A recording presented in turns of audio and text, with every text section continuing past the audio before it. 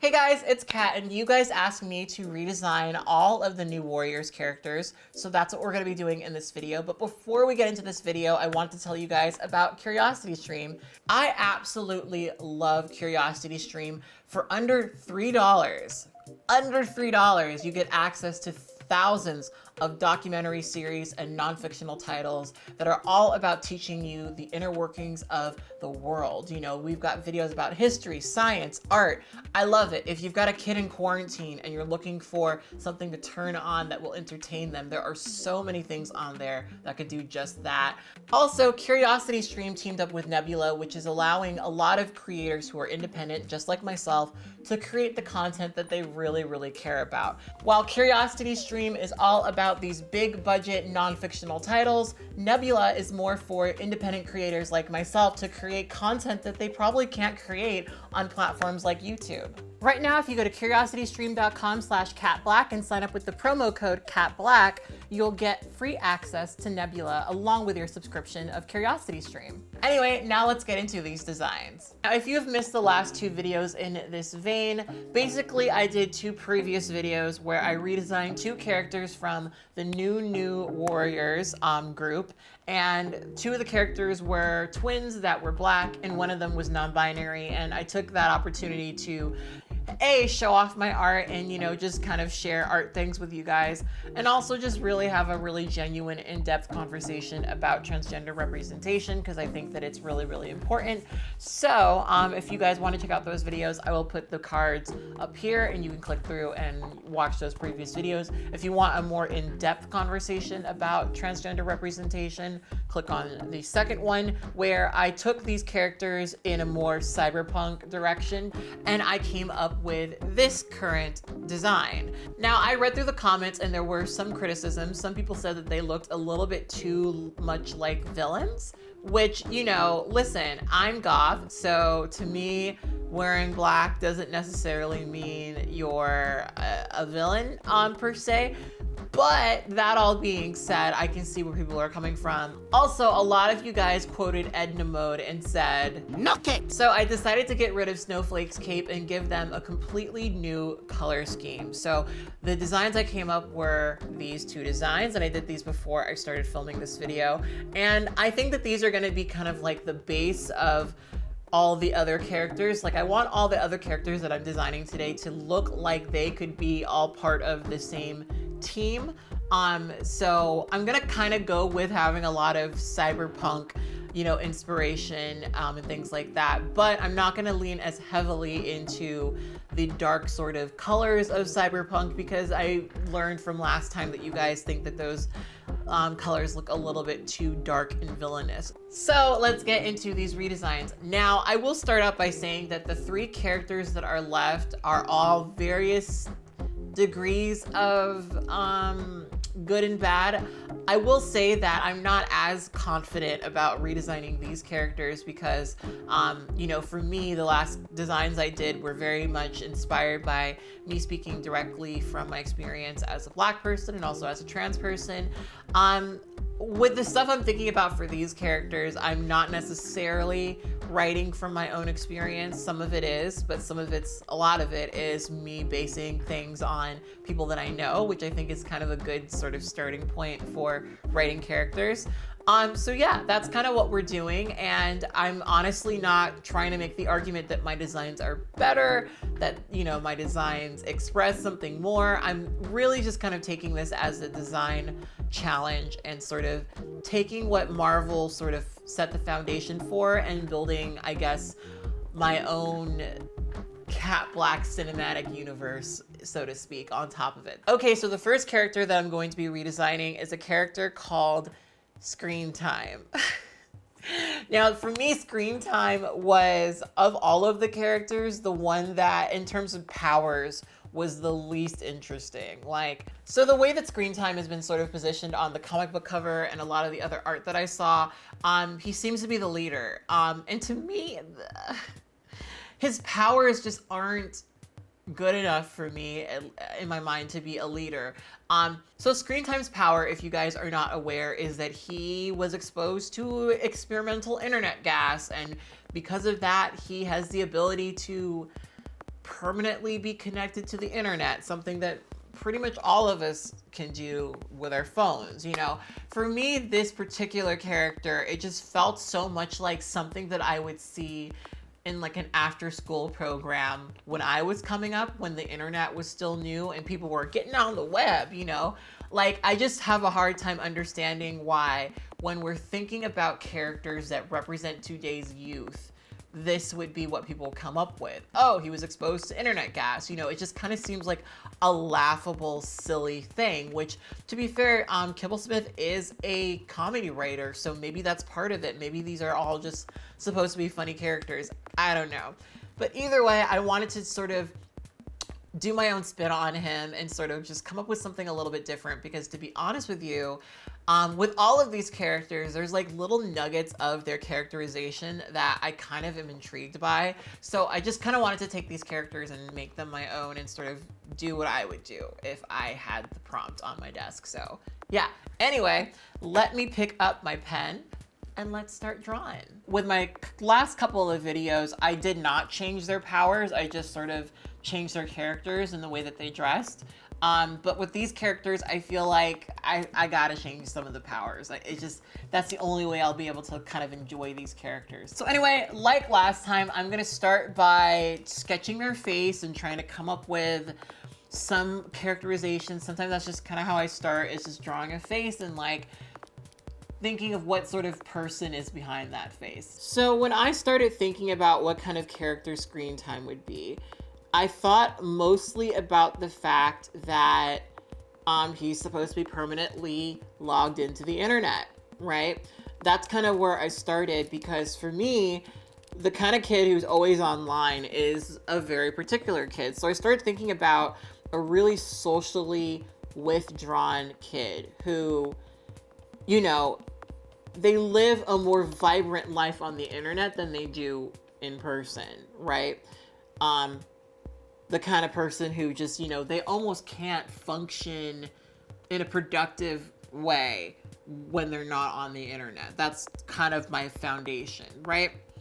And so what we do know about Screen Time's father is that he's an inventor. And so I decided that he would be the kind of kid who really idolized his father, really looked up to his father, because his father is this just kind of amazing inventor. So with his father being an inventor, I imagine that he's been pretty absent in his life. I imagine that he is the kind of person who, you know, his dad is just kind of so full into his work that he doesn't really have a lot of time to give screen time. He just is always at work and never really has time to connect with his child. And so I started thinking about this sort of story of this kid who is really socially withdrawn and constantly just trying to get his father's attention and pretty much always failing. And he's mostly driven by his deep desire to get his father's attention. Over the years, he's filled his room with thousands of inventions that he has presented to his father, but none of them were impressive to him. And so he definitely deals with a lot of feelings of not quite being good enough. And all he ever wants from his father is to really appreciate something that he's created. So when I looked at the original art by Luciano Vecchio, I get the impression that Screen Time is supposed to be Asian. And I don't know if this is going to be offensive or not, but I started thinking about this sort of story, you know, related to people that I've seen growing up. I grew up in a predominantly Asian neighborhood, and I knew some people like this. So that's what I'm pulling from. I started to imagine that he is actually mixed. He's part Asian, part white. His father's white, his mother's Asian. And his dad met his mom when he was in Vietnam, right? And he very much just kind of wanted this sort of submissive woman. And long story short, he became abusive. And Screen Time has a really complicated relationship with his mother, because on one hand, he completely idolizes his father. He completely idolizes him to the point where a lot of his energy is sort of channeled in sort of resenting his mother for not being able to stand up to him, you know?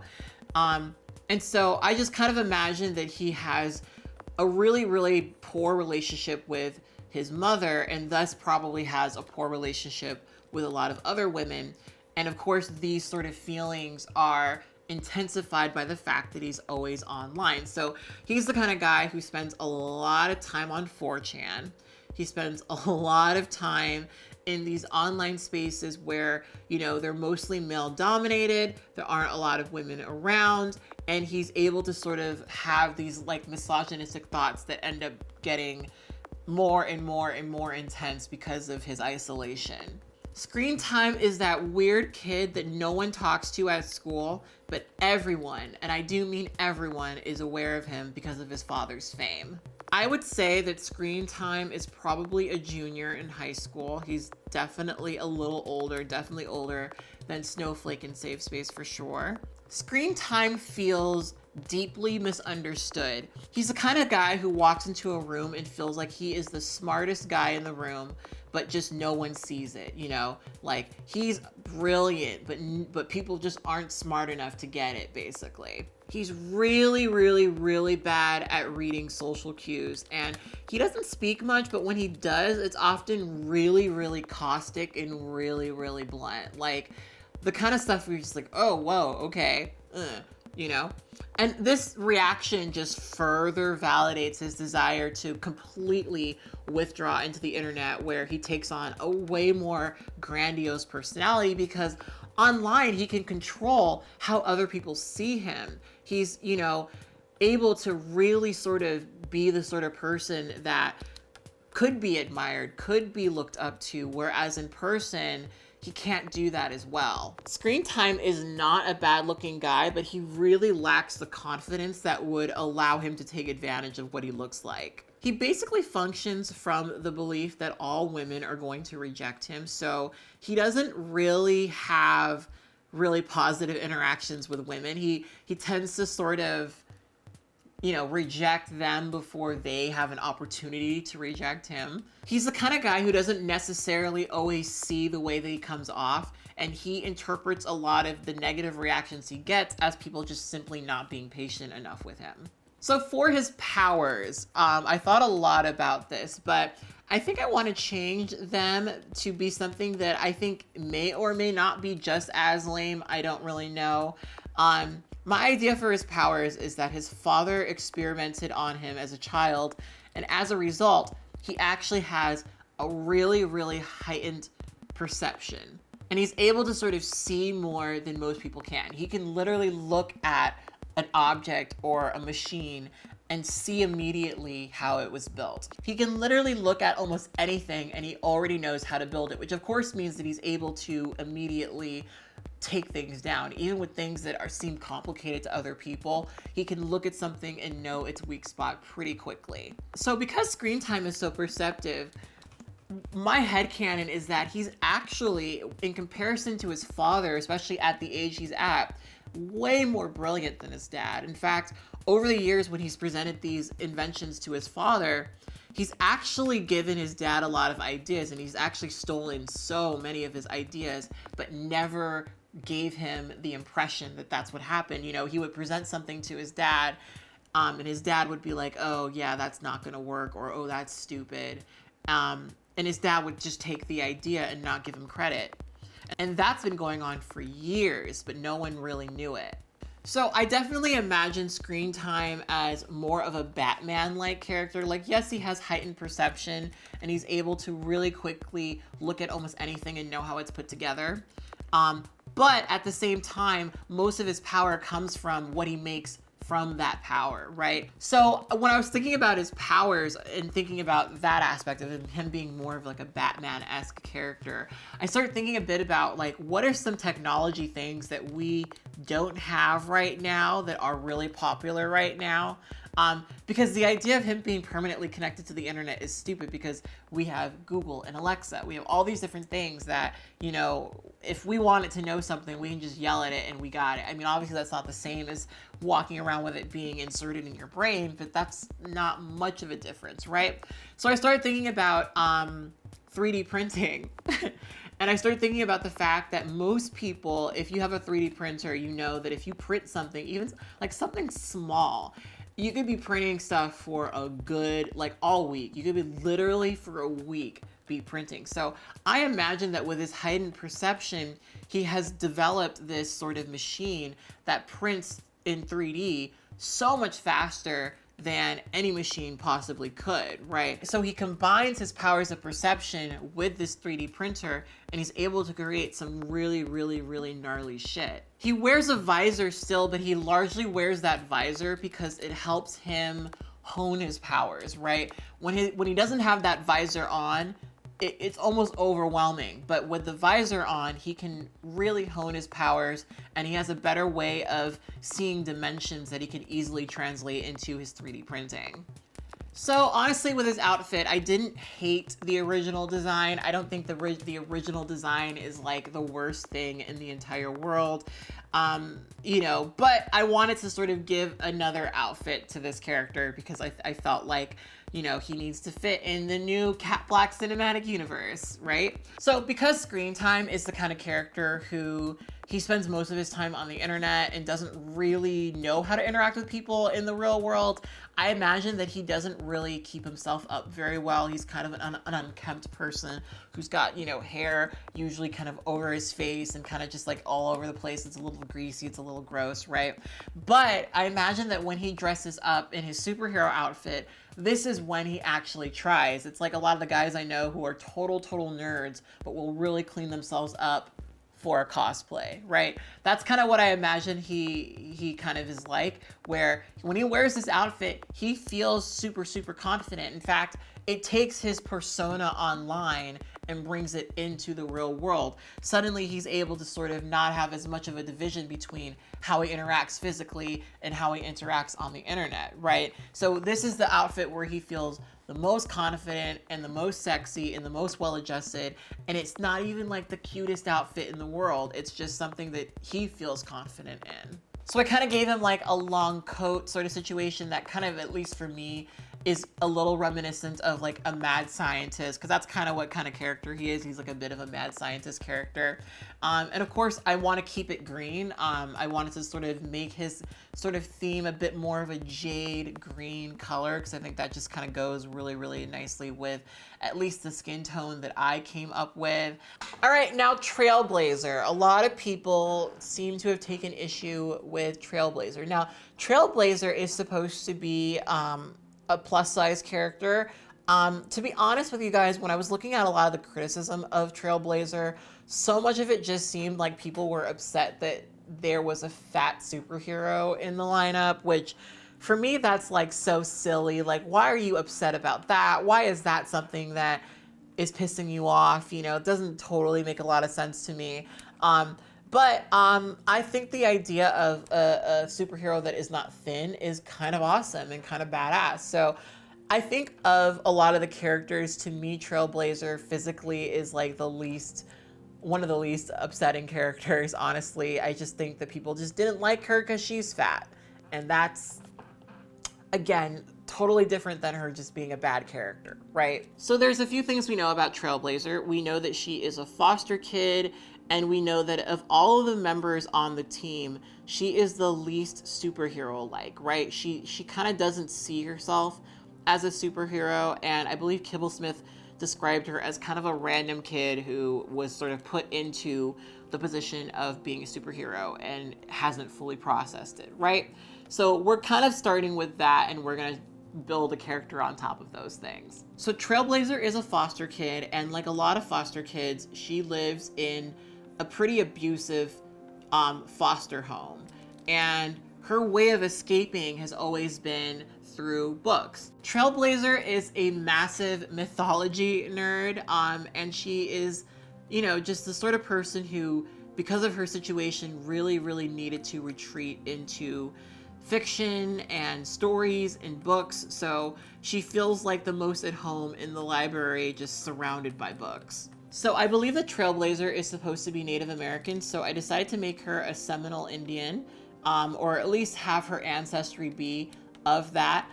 She doesn't know a lot about her mom, except for her heritage, And the only two things that she owns that her mother gave her were a pair of earrings and the bag that she keeps with her. She keeps these things very, very near because her mother passed away, and that's all she has of her. It's also all she has of her culture. She's very disconnected from her culture, but has this sort of, you know, vague desire to figure out more about her people. So Trailblazer is a really interesting case because she is really, really, really insecure and shy, but she has this veneer of self-confidence. And it's one of those fake it till you make it kind of things where, you know, she's read a lot of inspirational, uplifting stuff on the internet, especially, and she's kind of taking it into her real world, but she hasn't quite believed it yet. You know, she doesn't quite believe that she's beautiful or worthy or any of the things that she has read about herself on Instagram, but she's trying, she's working through it. When she's not being a total mythology nerd, she's obsessing over teen dramas. And you know, for whatever reason,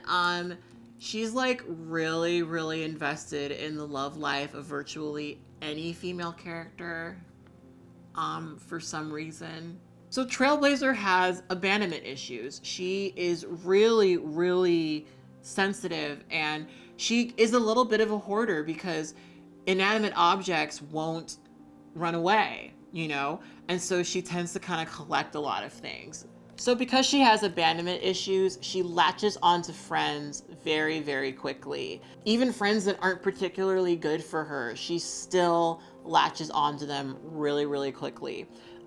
She likes to stand up for her friends and for other people in general, and she's always advocating for other people before they will even advocate for themselves. But this often goes unreciprocated, and she hasn't really quite started to see how that is unhelpful for her. She's very passionate and headstrong, but doesn't always think things through. So with her costume, I really wanted to kind of give her something that felt, I don't know, kind of like super, but also normal. You know what I mean?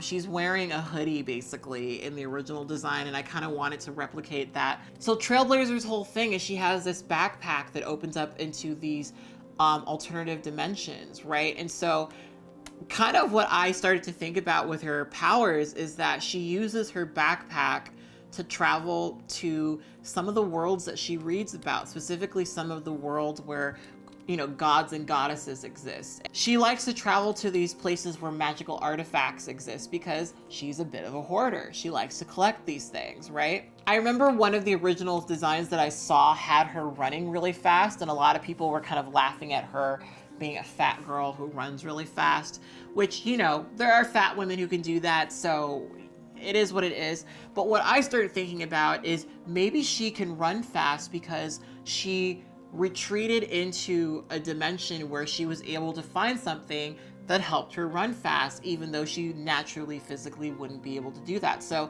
I started thinking about her traveling to ancient Greece and somehow, some way stealing Hermes's sandals, which allow him to go very, very, very fast. So she currently has Hermes's sandals on, and I also gave her Thor's belt. She also somehow managed to steal Thor's belt. Thor's belt gives her the power to have, you know, superhuman strength. So with Hermes sandals and with Thor's belt, she's able to run fast and lift heavy things. So really what her power is she has this knowledge of all of these artifacts. She is a super, super, super nerd. And so she's able to know where she needs to go to get these things. And one of the reasons she can actually steal these things, one of the reasons why she can get these things away from the people who own them, is because people don't look at her. People don't look at her. People never suspect or expect that she is anyone, right? And so she kind of uses that to her advantage, and she's able to retreat all of these items that she, of course, returns to her world and starts to hoard. So for me, I get like kind of excited thinking about this character because I am a mythology nerd. And so I just think about all of the cool, fun things that she could do, and also the repercussions. You know, the things that would be, you know, impacted in her current life by her stealing things from people in another world, right? So that's Trailblazer. I kind of took I think one of the things that they said about her was that she rushes into battle. And so I kind of took a lot of that and sort of used it to inspire other aspects of her.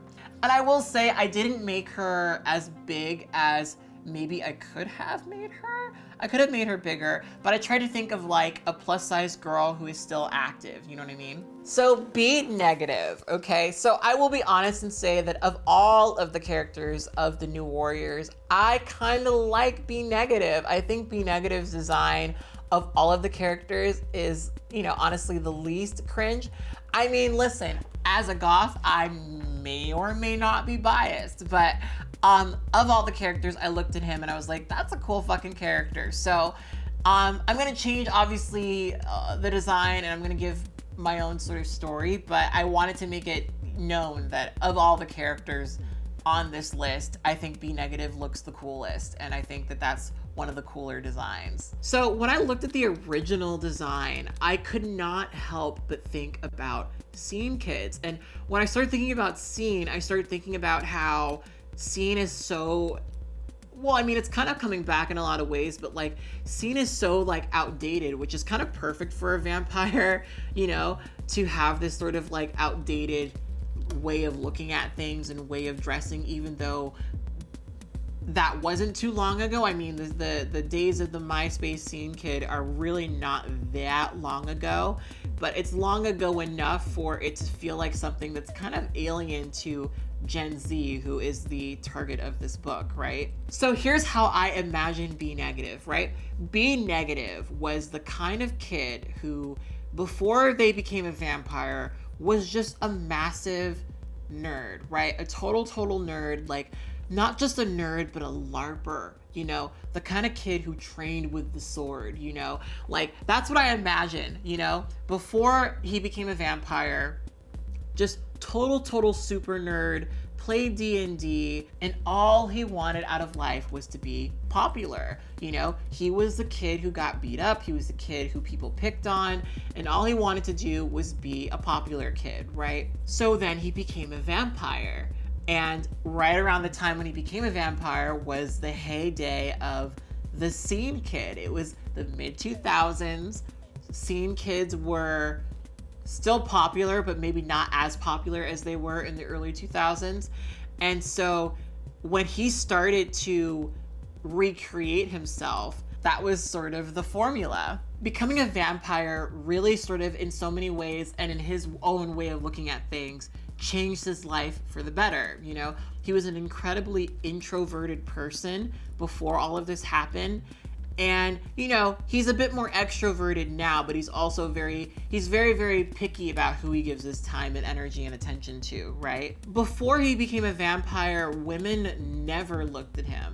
But after he started, you know, dressing differently and he, you know, was a vampire, women started reacting very differently to him. And he started to finally get female attention that he didn't quite get before. Deep down inside, he's still a massive nerd, but now because he's a vampire, he's a little bit more just sexy. You know what I mean? He's in a couple of really shitty bands, and he he mentions that he's a vampire fairly frequently, but people don't really believe him. They just kind of believe that he's one of those like vampire LARP people who, like, you know, they're always openly talking about being a vampire, but no one's like serious about it. So he has this like real problem with like telling people that he's a vampire, like especially in the context of like bragging, but people being like, oh yeah, you're a vampire, or like, oh yeah, you're a vampire. He really feeds off of human attention. That's part of why he's in these bands, because he does like attention. It's the attention that he didn't get in his previous life. So he's really just sucking it all in, pun intended. He's better at communicating with humans, and as a vampire, especially with his new style, he's definitely way more likable. He wants to be adored by humans, especially women. In fact, he has like these groupies that come from his bands that are kind of his familiars, really. But at the end of the day, he's a vampire, and he really does shift between wanting to be adored by humans and wanting to eat them because he is a vampire. He tends to value humans who are either praising him or humans who are helping him in some way, shape, or form. As time goes on, he started to develop some sort of ethics around who he eats and who he doesn't eat, but honestly, it's a very sloppy system that doesn't entirely make sense. He mostly really enjoys spending time with people who adore him. So he spends a lot of time, you know, being in a music space where people look up to him and love his music, even if it's really not very good. He just has the aesthetic, you know, he's almost entirely drawn by the aesthetic, and that's what draws people in. He's the kind of person who has a really hard time wanting to go to an event where someone else is the focus. He gets bored really quickly and leaves. He's the sort of person who always wants to be the lead singer regardless of what kind of band it is, but he's really not very good at singing. He just looks pretty and people like looking at him, and so they go to his shows. So in my mind, B negative of all of the people in this group is the outcast. You know, he is the one who fits in with the team the least. Mostly because, you know, he not only is he a vampire, but the whole superhero thing just really isn't his thing. It's not his thing particularly. In truth, he's only really on this team because he's friends with Screen Time, who he sees so much of his pre-vampire self in. Like, B negative looks at Screen Time and it's like looking exactly directly in a mirror. So B negative has very, very few people in his life who he genuinely calls a friend, but Screen Time is definitely one of them. In his view, he's kind of taken Screen Time on as a project. So whatever Screen Time is doing, he likes to be involved. A lot of what B negative does these days is completely out of boredom. So when it came to his outfit, I wanted to give him something that, like I said, made him really look like he wasn't really part of the group. I mean, the thing is, on the front cover of the book that hasn't come out yet, B negative is really deliberately kind of separated from the group, and that's kind of where I got the idea that he's probably the outcast. So I really did want him to look like, of all of the characters, he's the least cohesive and the most like someone who's literally just wearing streetwear, you know? So I just put him in a cute little, you know, goth outfit and gave him some demonias, you know, because he has to have them. Like I said, B negative is a nerd at his core, and I like to imagine that he's the kind of person where when the Lord of the Rings DVD came out, it came with like that sort of packet of things you could order. Like you could actually order swords from this packet, and I like to imagine that way back when B negative ordered one of those swords, and the one area where his nerdiness is like painfully obvious is the fact that he's a sword guy. So yeah, I painted him with a sword because I figured, why the fuck not? He should have a sword. I just feel like he, you know, needs one. So yeah, I give him a sword. So that's his outfit. All right, so these are the characters that I came up with, and I think they all look like they exist in the same world. I think they all look pretty cool. And I would definitely read this comic book. I kind of low-key want to write this comic book. I love these characters so much. Honestly, I feel like this book probably isn't going to be terrible. I think a lot of people are really, really enjoying ripping on this book because it's easy to rip on. I've seen a handful of redesigns, and so many of them, you know, they just seem like people just kind of getting excited to talk shit, essentially. And there's nothing wrong with that, obviously, but I do think that some people are making it out to be worse than it actually is, for sure, 100% for sure. Anyway, let me know what you guys think about all these characters in the comment box below. I'm really, really excited to hear from you guys. First of all, I want to thank you guys for encouraging me to make art. You guys are awesome. Thank you so much for that. That being said, I'm not entirely sure if art is a thing that belongs on this channel, so I did create a side channel where I do upload a lot of my artistic kind of content, and if you're interested in that kind of thing, I would really appreciate it if you went and checked it out, because it definitely has become a passion project of mine for me to make these videos. So yeah, the next art video that I upload will probably be on that channel unless I somehow make it relevant to this channel. So yeah, check out my art channel. Some of you guys have asked me about if there's a website where I post my art. Not anyone that's up to date. I really want to know what the main art posting app is these days. A lot of people have told me Instagram, which I'm open to doing, but would prefer not to.